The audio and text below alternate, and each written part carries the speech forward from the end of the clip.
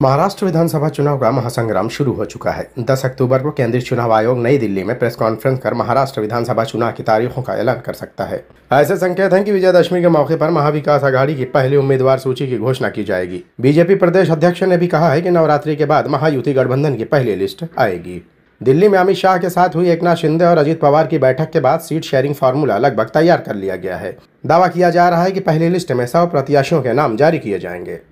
हाल ही में बीजेपी के दिग्गज नेता और केंद्रीय मंत्री अमित शाह की मौजूदगी में सह्याद्री गेस्ट हाउस में महायुति नेताओं के साथ बैठक हुई। खबर है कि इस बैठक में सीट आवंटन के फार्मूले को अंतिम रूप दे दिया गया है। हालांकि दिल्ली में एक और बैठक हुई है और इस अंतिम लिस्ट पर फिर से फाइनल चर्चा हुई और अब यह सूची दशहरे पर जारी की जाएगी। महायुति की पहली सूची में सबसे ज्यादा सीटें बीजेपी को मिलेंगी। दूसरे नंबर पर एकनाथ शिंदे की शिवसेना और तीसरे नंबर पर अजित पवार रहेंगे। बीजेपी के सूत्रों की माने तो 100 प्रत्याशियों की सूची में बीजेपी के 50, एकनाथ शिंदे की शिवसेना के 36 और अजित पवार की एनसीपी के 14 उम्मीदवारों के नाम होंगे। पहली सूची में ज्यादातर मौजूदा विधायक शामिल होंगे। इसके अलावा खबर है कि बैठक में स्टार प्रचारकों के नामों की भी चर्चा हुई। इसी बीच पिछले कुछ दिनों से राज्य कैबिनेट बैठकों में लिए जा रहे फैसलों की सुगबुगाहट को देखते हुए एक सप्ताह के भीतर विधानसभा चुनाव की घोषणा की संभावना को बल मिल रहा है। इस बात की पूरी संभावना है कि 10 अक्टूबर को विधानसभा चुनाव की घोषणा हो जाएगी। महाराष्ट्र के साथ साथ झारखंड विधानसभा चुनाव की भी घोषणा हो सकती है। महाराष्ट्र के उप मुख्यमंत्री देवेंद्र फडणवीस ने पिछले हफ्ते स्वीकार किया है कि 2024 के लोकसभा चुनाव में बीजेपी को अपने नए सहयोगी एनसीपी से शिवसेना की तुलना में कम वोट मिले थे।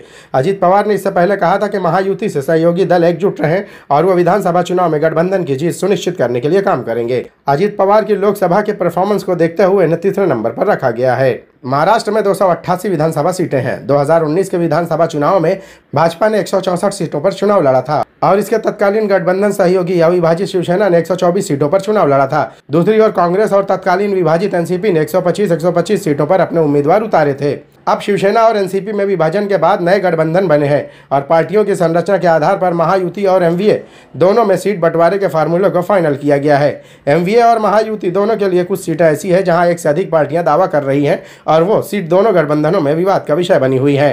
Desk report, Bombay leaks.